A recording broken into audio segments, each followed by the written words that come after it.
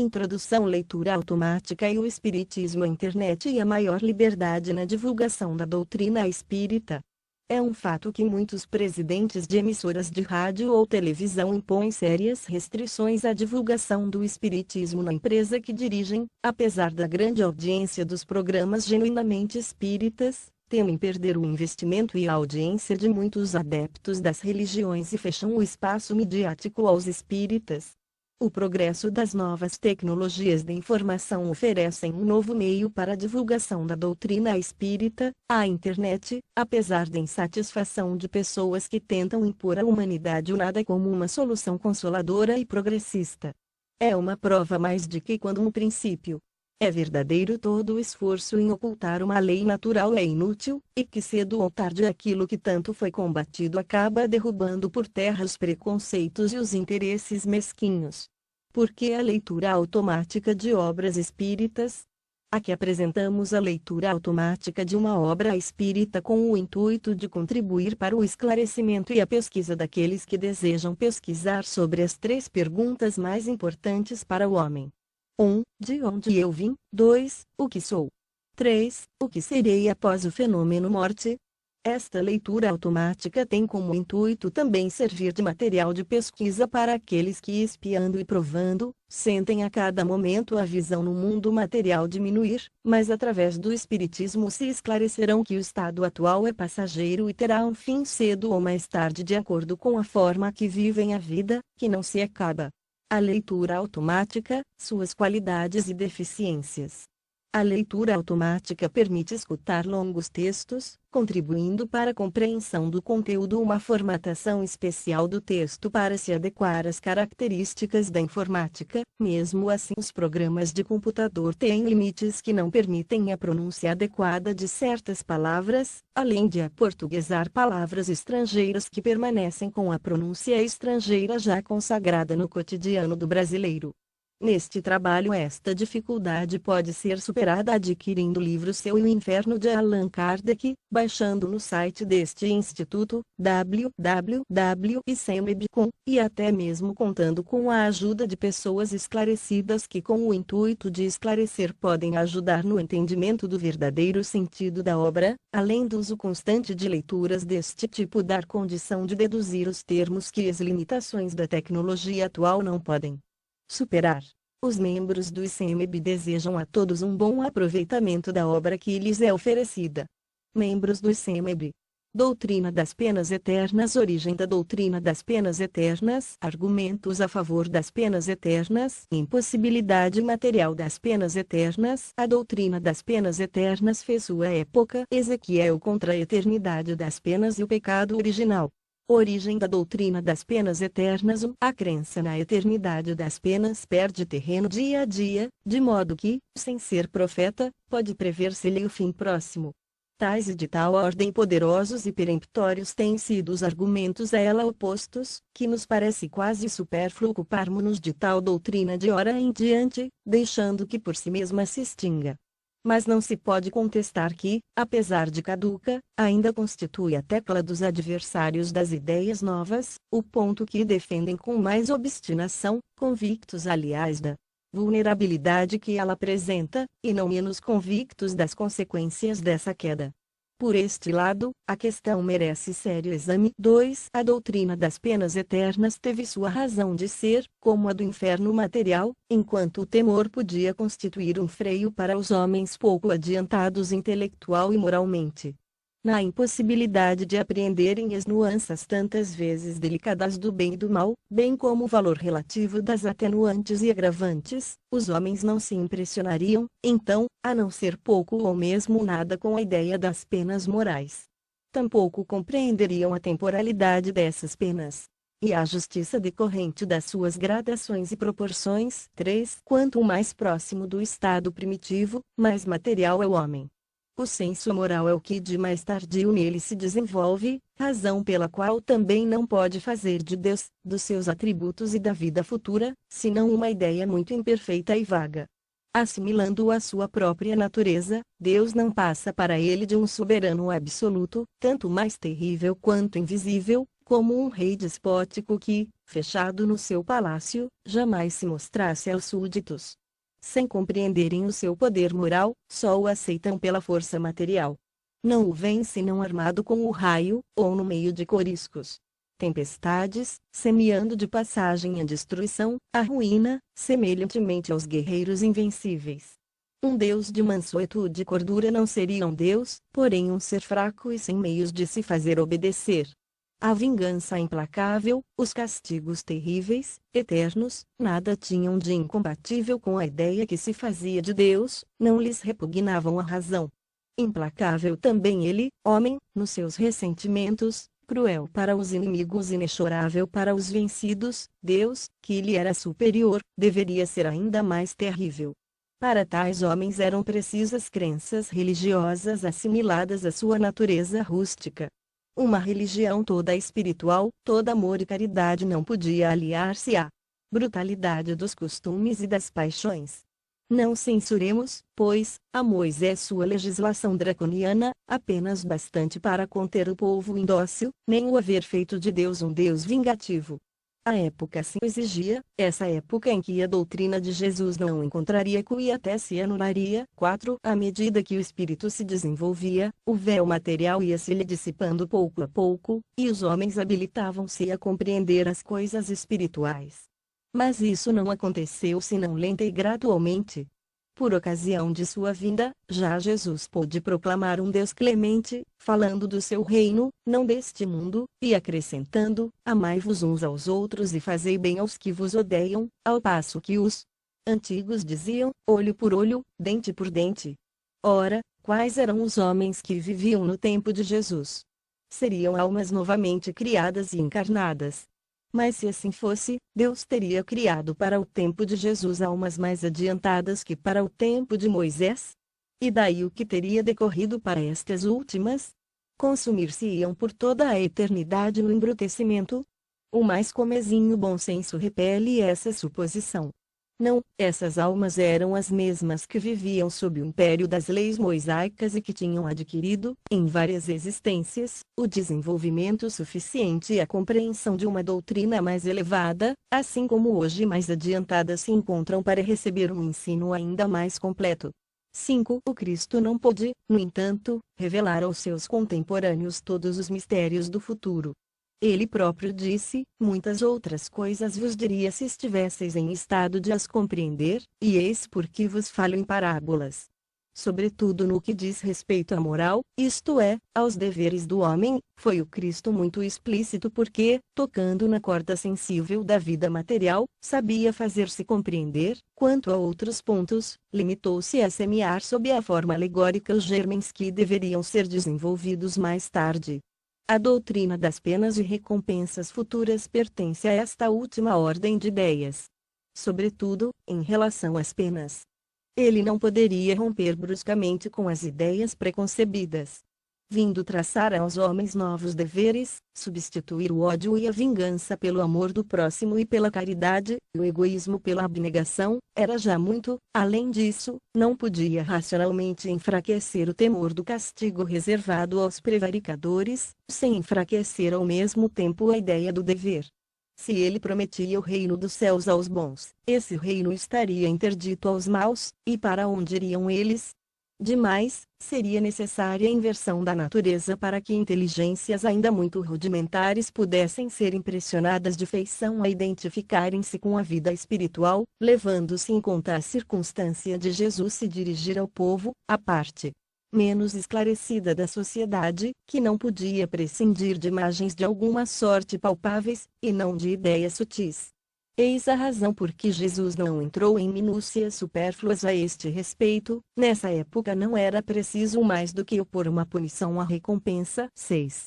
Se Jesus ameaçou os culpados com o fogo eterno, também os ameaçou de serem lançados na giena. Ora, que vem a ser a giena? Nada mais nada menos que um lugar nos arredores de Jerusalém, um monturo onde se despejavam as imundícies da cidade. Dever-se-ia interpretar isso também ao pé da letra? Entretanto era uma dessas figuras enérgicas de que ele se servia para impressionar as massas. O mesmo se dá com o fogo eterno.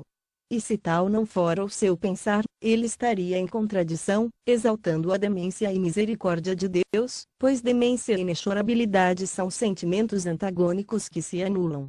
Desconhecer-se-ia, pois, o sentido das palavras de Jesus, atribuindo-lhes a sanção do dogma das penas eternas, quando todo o seu ensino proclamou a mansidão do Criador, a sua benignidade no Pai Nosso. Jesus nos ensina a dizer: perdoai-nos, Senhor, as nossas faltas, assim como nós perdoamos aos nossos devedores. Pois se o culpado não devesse esperar algum perdão, inútil seria pedi-lo. Esse perdão é, porém, incondicional. É uma remissão pura e simples da pena em que se incorre. Não, a medida desse perdão subordina-se ao modo pelo qual se haja perdoado, o que equivale dizer que não seremos perdoados desde que não perdoemos.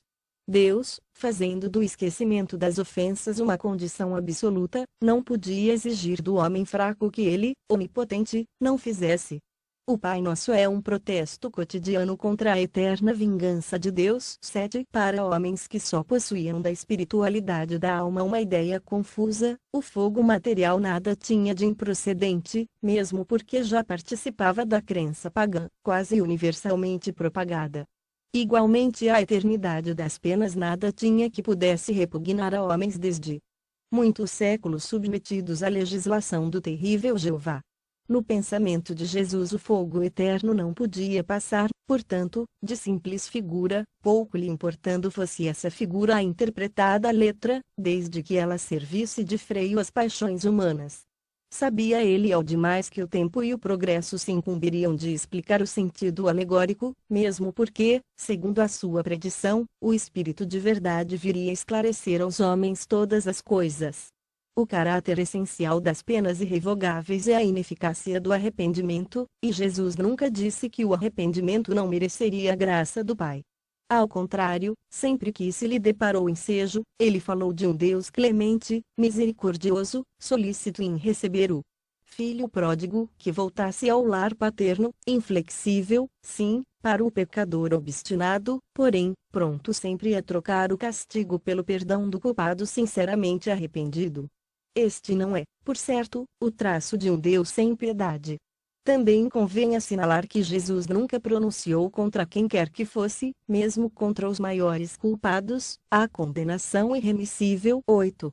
Todas as religiões primitivas, revestindo o caráter dos povos, tiveram deuses guerreiros que combatiam à frente dos exércitos. O Jeová dos Hebreus facultava-lhes 1000 modos de exterminar os inimigos, recompensava-os com a vitória ou punia-os com a derrota. Tal ideia a respeito de Deus levava a honrá-lo ou apaziguá-lo com sangue de animais ou de homens, e daí os sacrifícios sangrentos que representavam papel tão saliente em todas as religiões da antiguidade. Os judeus tinham abolido os sacrifícios humanos, os cristãos, apesar dos ensinamentos do Cristo, por muito tempo julgaram honrar o Criador votando, aos milhares, as chamas e as torturas, os que denominavam hereges, o que constituía sob outra forma verdadeiros sacrifícios humanos, pois que os promoviam para a maior glória de Deus, e com acompanhamento de cerimônias religiosas. Hoje, ainda invocam o Deus dos exércitos antes do combate, glorificam-no após a vitória, e quantas vezes por causas injustas e anticristãs. 9. Quão tardo é o homem em desfazer-se dos seus hábitos, prejuízos e primitivas ideias. 40 séculos nos separam de Moisés, e a nossa geração cristã ainda vê traços de antigos usos bárbaros, se não consagrados, ao menos aprovados pela religião atual. Foi preciso a poderosa opinião dos não-ortodoxos para acabar com as fogueiras e fazer compreender a verdadeira grandeza de Deus. Mas, à falta de fogueiras, prevalecem ainda as perseguições materiais e morais, tão radicada está no homem a ideia da crueldade divina. Nutrido por sentimentos inculcados desde a infância, poderá o homem estranhar que o Deus que lhe apresentam, lisonjeado por atos bárbaros, condene a eternas torturas e veja sem piedade o sofrimento dos culpados? Sim, são filósofos, ímpios como querem alguns, que se hão escandalizado vendo o nome de Deus profanado por atos indignos dele. São eles que o mostram aos homens na plenitude da sua grandeza, despojando de paixões e baixezas atribuídas por uma crença menos esclarecida. Neste ponto a religião tem ganho em dignidade o que tem perdido em prestígio exterior, porque se homens há devotados à forma, maior é o número dos sinceramente religiosos pelo sentimento, pelo coração. Mas, ao lado destes, quantos não têm sido levados, sem mais reflexão, a negarem toda a providência? O modo por que a religião tem estacionado, em antagonismo com os progressos da razão humana, sem saber conciliá-los com as crenças, degenerou em deísmo para uns, em cepticismo absoluto para outros, sem esquecermos o panteísmo, isto é, o homem fazendo-se Deus ele próprio, a falta de um mais perfeito. Argumentos a favor das penas eternas. 10. Voltemos ao dogma das penas eternas. Eis o principal argumento invocado em seu favor, é a doutrina sancionada entre os homens que a gravidade da ofensa é proporcionada à qualidade do ofendido. O crime de lesa majestade, por exemplo, o atentado à pessoa de um soberano, sendo considerado mais grave do que o fora em relação a qualquer súdito, é, por isso mesmo, mais severamente punido. E sendo Deus muito mais que um soberano, pois é infinito, deve ser infinita a ofensa a ele, como infinito o respectivo castigo, isto é, eterno. Refutação. Toda refutação é um raciocínio que deve ter seu ponto de partida, uma base sobre a qual se apoie, premissas, enfim. Tomemos essas premissas aos próprios atributos de Deus, único, eterno, imutável, imaterial, onipotente, soberanamente justo e bom, infinito em todas as perfeições. É impossível conceber Deus de outra maneira, visto como, sem a infinita perfeição, poder-se-ia conceber outro ser que lhe fosse superior. Para que seja único acima de todos os seres, faz-se mister que ninguém possa excedê-lo ou sequer igualá-lo em qualquer coisa, logo, é necessário que seja de todo infinito. E porque são infinitos, os atributos divinos não sofrem aumento nem diminuição, sem o que não seriam infinitos e Deus perfeito tampouco. Se se tirasse a menor parcela de um só dos seus atributos, não haveria mais Deus, por isso que poderia coexistir um ser mais perfeito. O infinito de uma qualidade exclui a possibilidade da existência de outra qualidade contrária que pudesse diminuí-la ou anulá-la. Um ser infinitamente bom não pode ter a menor parcela de maldade, nem um ser infinitamente mau pode ter a menor parcela de bondade. Assim também um objeto não seria de um negro absoluto com a mais leve nuance de branco, e vice-versa. Estabelecido este ponto de partida, oporemos aos argumentos supra os seguintes. 11. Só um ser infinito pode fazer algo de infinito. O homem, finito nas virtudes, nos conhecimentos, no poderio, nas aptidões e na existência terrestre, não pode produzir senão coisas limitadas. Se o homem pudesse ser infinito no mal que faz, sê-lo-ia igualmente no bem, igualando-se, então, a Deus. Mas se o homem fosse infinito no bem não praticaria o mal, pois o bem absoluto é a exclusão de todo o mal. Admitindo-se que uma ofensa temporária à divindade pudesse ser infinita, Deus, vingando-se por um castigo infinito, seria logo infinitamente vingativo, e sendo Deus infinitamente vingativo não pode ser infinitamente bom e misericordioso, visto como um destes atributos exclui o outro. Se não for infinitamente bom não é perfeito, e não sendo perfeito deixa de ser Deus. Se Deus é inexorável para o culpado que se arrepende, não é misericordioso, e se não é misericordioso, deixa de ser infinitamente bom. E por que daria Deus aos homens uma lei de perdão, se ele próprio não perdoasse? Resultaria daí que o homem que perdoa aos seus inimigos e lhes retribui o mal com o bem, seria melhor que Deus, surdo ao arrependimento dos que o ofendem, negando-lhes por todo sempre o mais ligeiro carinho.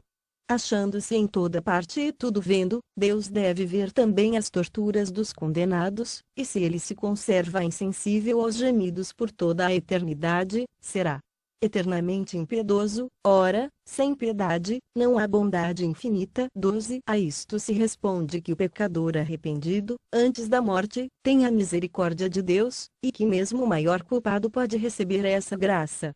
Quanto a isto não há dúvida, e compreende-se que Deus só perdoa ao arrependido, mantendo-se inflexível para com os obstinados, mas se ele é todo misericordioso para a alma arrependida antes da morte, porque deixará de o ser para quem se arrepende depois dela?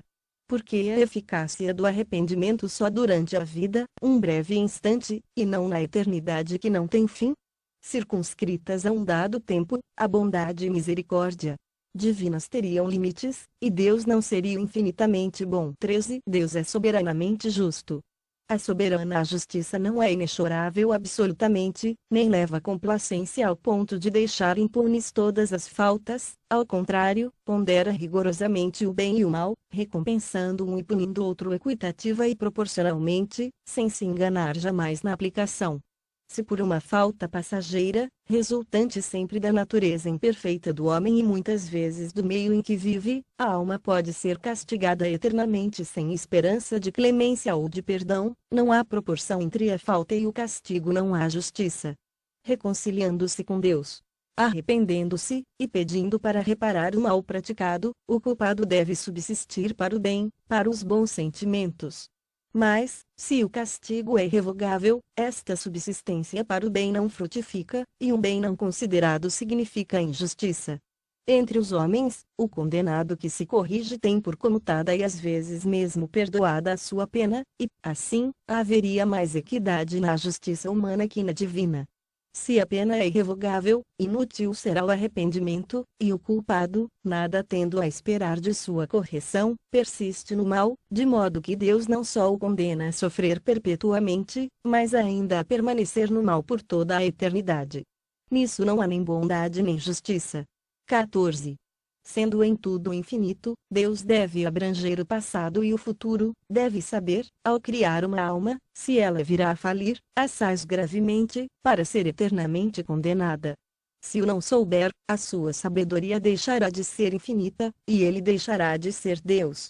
Sabendo, cria voluntariamente uma alma desde logo votada ao eterno suplício, e, nesse caso, deixa de ser bom. Uma vez que Deus pode conferir a graça ao pecador arrependido, tirando-o do inferno, deixam de existir penas eternas, e o juízo dos homens está revogado. 15. Conseguintemente, a doutrina das penas eternas absolutas conduz à negação, ou, pelo menos, ao enfraquecimento de alguns atributos de Deus, sendo incompatível com a perfeição absoluta, donde resulta este dilema: ou Deus é perfeito, e não há penas eternas, ou há penas eternas, e Deus não é perfeito. 16. Também se invoca a favor do dogma da eternidade das penas o seguinte argumento: a recompensa conferida aos bons, sendo eterna, deve ter por corolário a eterna punição. Justo é proporcionar a punição à recompensa. Refutação: Deus criou as almas para fazê-las felizes ou desgraçadas?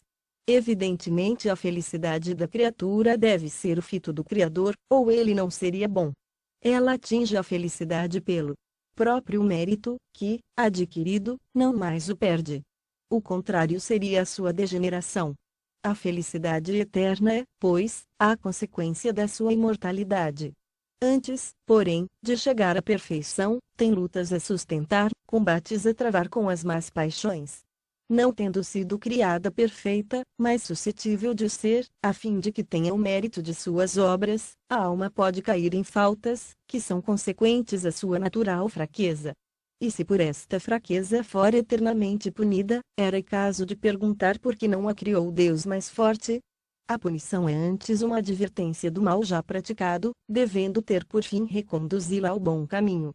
Se a pena fosse remissível, o desejo de melhorar seria supérfluo, nem o fim da criação seria alcançado, porquanto haveria seres predestinados à felicidade ou à desgraça. Se uma alma se arrepende, pode regenerar-se, e podendo regenerar-se pode aspirar à felicidade. E Deus seria justo se lhe recusasse os respectivos meios? Sendo bem o fim supremo da criação, a felicidade, que é o seu prêmio, deve ser eterna, e o castigo, como meio de alcançá-la, temporário.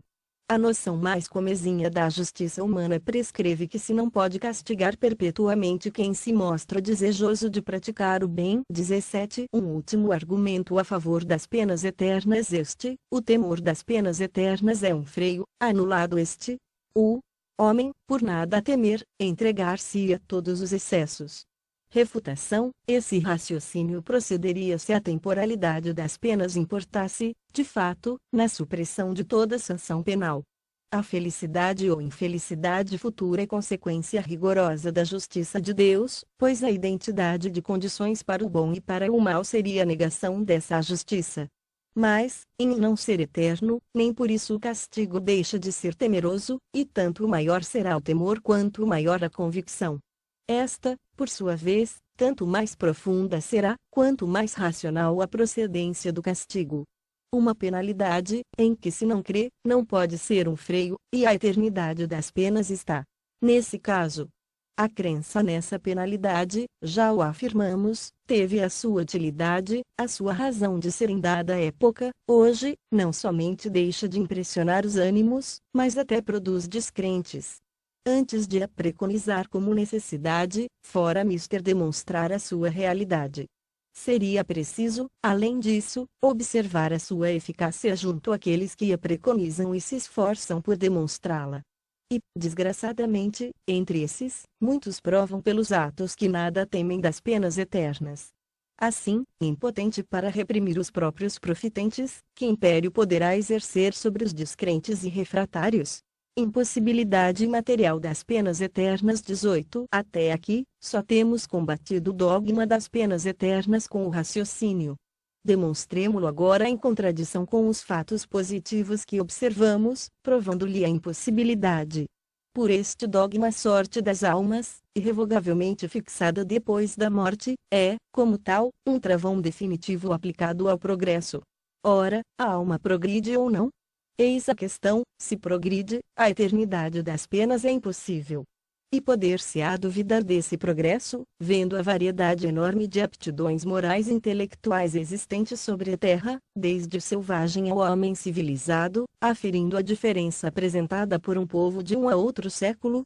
Se admite não ser das mesmas almas, é força admitir que Deus criou almas em todos os graus de adiantamento, segundo os tempos e lugares, favorecendo umas e destinando outras a perpétua inferioridade, o que seria incompatível com a justiça, que, aliás, deve ser igual para todas as criaturas. 19. É incontestável que a alma atrasada moral e intelectualmente, como a dos povos bárbaros, não pode ter os mesmos elementos de felicidade, as mesmas aptidões para gozar dos esplendores do infinito, como a alma cujas faculdades estão largamente desenvolvidas. Se, portanto, estas almas não progredirem, não podem em condições mais favoráveis gozar na eternidade senão de uma felicidade, por assim dizer, negativa.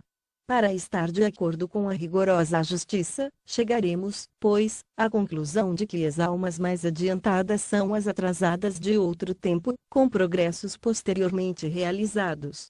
Mas, aqui atingimos a questão magna da pluralidade das existências como meio único e racional de resolver a dificuldade. Façamos abstração, porém, dessa questão e consideremos a alma sob o ponto de vista de uma única existência. 20. Figuremos um rapaz de 20 anos, desses que comumente se encontram, ignorante, viciado por índole, séptico, negando sua alma e a Deus, entregue à desordem e cometendo toda sorte de malvadeza. Esse rapaz encontra-se, depois, num meio favorável, melhor, trabalha, instrui-se, corrige-se gradualmente e acaba por tornar-se crente e piedoso. Eis aí um exemplo palpável do progresso da alma durante a vida, exemplo que se reproduz todos os dias. Esse homem morre em avançada idade, como um santo, e naturalmente certa se lhe torna a salvação. Mas qual seria a sua sorte se um acidente lhe pusesse ter uma existência, 30 ou 40 anos mais cedo? Ele estava nas condições exigidas para ser condenado, e, se o fosse, todo progresso se lhe tornaria impossível. E assim, segundo a doutrina das penas eternas, teremos um homem salvo somente pela circunstância de viver mais tempo, circunstância, aliás, fragilíssima, uma vez que um acidente qualquer poderia tê-lo anulado fortuitamente. Desde que sua alma pôde progredir em um tempo dado, por que razão não mais poderia progredir depois da morte, se uma causa alheia à sua vontade a tivesse impedido de fazê-lo durante a vida? Porque ele recusaria a Deus os meios de regenerar-se na outra vida, concedendo-lhe-os nesta. Neste caso o arrependimento veio, posto que tardio, mas se desde o momento da morte se impusesse irrevogável condenação, esse arrependimento seria infrutífero por todo sempre, como destruídas seriam as aptidões dessa alma para o progresso, para o bem. 21. O dogma da eternidade absoluta das penas é, portanto, incompatível com o progresso das almas, ao qual opõe uma barreira insuperável.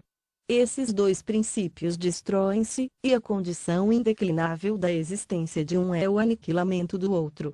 Qual dos dois existe de fato? A lei do progresso é evidente, não é uma teoria, é um fato corroborado pela experiência, é uma lei da natureza, divina, imprescritível. E, pois, que esta lei existe inconciliável com a outra, é porque a outra não existe. Se o dogma das penas eternas existisse verdadeiramente, Santo Agostinho, S. Paulo e tantos outros jamais teriam visto o céu, caso morressem antes de realizar o progresso que lhes trouxe a conversão. A esta última asserção respondem que a conversão dessas santas personagens não é um resultado do progresso da alma, porém, da graça que lhes foi concedida e de que foram tocadas. Porém, isto é simples jogo de palavras. Se esses santos praticaram o mal e depois o bem, é que melhoraram, logo, progrediram. E por que lhes teria Deus concedido como especial favor a graça de se corrigirem? Sim, porque a eles e não a outros. Sempre, sempre a doutrina dos privilégios, incompatível com a justiça de Deus e com seu igual amor por todas as criaturas. Segundo a doutrina espírita, de acordo mesmo com as palavras do Evangelho, com a lógica e com a mais rigorosa justiça, o homem é o filho de suas obras, durante esta vida e depois da morte, nada devendo ao favoritismo, Deus o recompensa pelos esforços e pune pela negligência, isto por tanto tempo quanto nela persistir.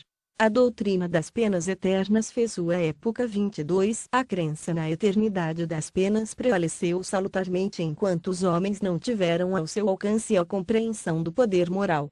É o que sucede com as crianças durante certo tempo contidas pela ameaça de seres quiméricos com os quais são intimidadas, chegadas ao período do raciocínio, repelem por si mesmas essas quimeras da infância, tornando-se absurdo querer governá-las por tais meios. Se os que as dirigem pretendessem incutir-lhes ainda a veracidade de tais fábulas, certo decairiam da sua confiança. É isso que se dá hoje com a humanidade, saindo da infância e abandonando, por assim dizer, os coeiros. O homem não é mais passivo instrumento vergado à força material, nem o ente crédulo de outrora que tudo aceitava de olhos fechados. 23. A crença é um ato de entendimento que, por isso mesmo, não pode ser imposta. Se, durante certo período da humanidade, o dogma da eternidade das penas se manteve inofensivo e benéfico mesmo, chegou o momento de tornar-se perigoso. Imposto como verdade absoluta, quando a razão o repele, ou o homem quer acreditar e procura uma crença mais racional, afastando-se dos que o professam, ou, então, descrê absolutamente de tudo. Quem quer que estude o assunto, calmamente, verá que, em nossos dias, o dogma da eternidade das penas tem feito mais ateus e materialistas do que todos os filósofos.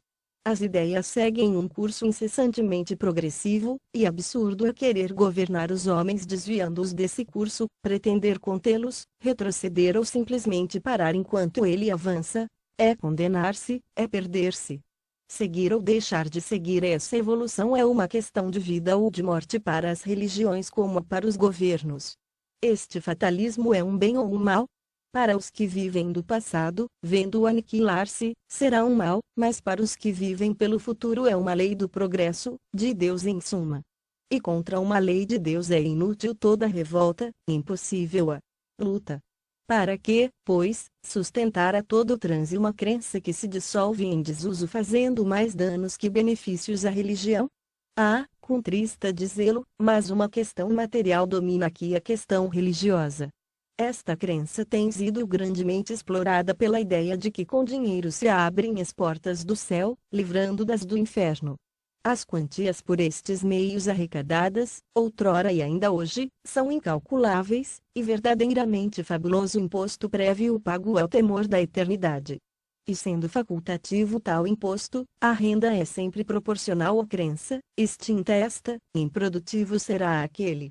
De bom grado cede a criança o bolo a quem lhe promete afugentar o lobisomem, mas se a criança já não acreditar em lobisomens, guardará o bolo. 24. A nova revelação, dando noções mais sensatas da vida futura e provando que podemos, cada um de nós, promover a felicidade pelas próprias obras, deve encontrar tremenda oposição, tanto mais viva por estancar uma das mais rendosas fontes de receita. E assim tem sido, sempre que uma nova descoberta ou invento abala costumes inveterados e pré-estabelecidos. Quem vive de velhos e custosos processos jamais deixa de preconizar-lhes a superioridade e excelência e de desacreditar os novos, mais econômicos. Acreditar-se-á, por exemplo, que a imprensa, apesar dos benefícios prestados à sociedade, tenha sido aclamada pela classe dos copistas. Não, certamente eles deveriam profligá-la.